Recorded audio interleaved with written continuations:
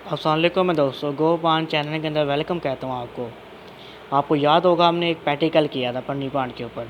उसके 2 पार्ट मैं आपको शेयर कर चुका हूँ, ये तीसरा पार्ट है। पहला पार्ट में हमने उसको पानी में रख कर 7 दिन बाद आपको रिज़ल्ट शो किया था, किसमें उसने पानी में अपनी रूट्स मतलब जड़ें उसने पकड़ ली थी, उसकी जड़ें आपको मैं बताई थी। और दूसरे पार्ट के अंदर मैंने उसको एक मिट्टी के अंदर मतलब बाल वाली मिट्टी के अंदर उससे गो किया था।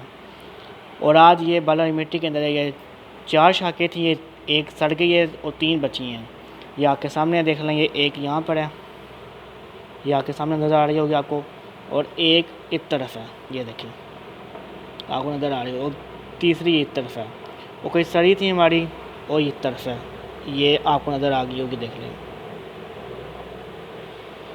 ये टोटल एक टाइम 22 दिन का बाद का रिज़ल्ट है।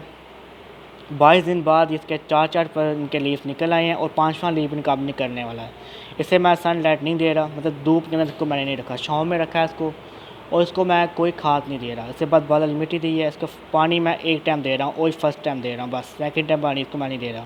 इसको पोर्ट मैंने 2 इंच का दिया था, ये आपके सामने देख सकते हैं आप। इंशाल्लाह इसका पोर्ट मैं चेंज करूँगा, 8-9 दिन बाद चेंज करूँगा, अभी चेंज नहीं इसका करूँगा पोर्ट। मैं चाहता हूँ उसके कम से कम 8-9 लीफ निकल आएँ, तो उसके बाद मैं इसको पोर्ट बढ़ा दूँगा, फिर इंशाल्लाह बहुत ज़्यादा फैल जाएगी। आपको केयर्स की ज़्यादा नहीं करनी, बस को छाँव में रखना है। ये इंशाल्लाह चलती जाएगी, पानी में चलती है और मिट्टी में भी चलती है। ये मेरा प्रैक्टिकल का तीसरा पार्ट है कि जब मैंने आपको उसका रिज़ल्ट शो करना हो, आपके सामने है मैं रिज़ल्ट प्रैक्टिकल में पास हुआ नहीं हुआ, ये आपने मुझे बताना है। आपको वीडियो अच्छी लगी तो वीडियो को लाइक करिएगा। अल्लाह हाफ़िज़ मेरे दोस्तों।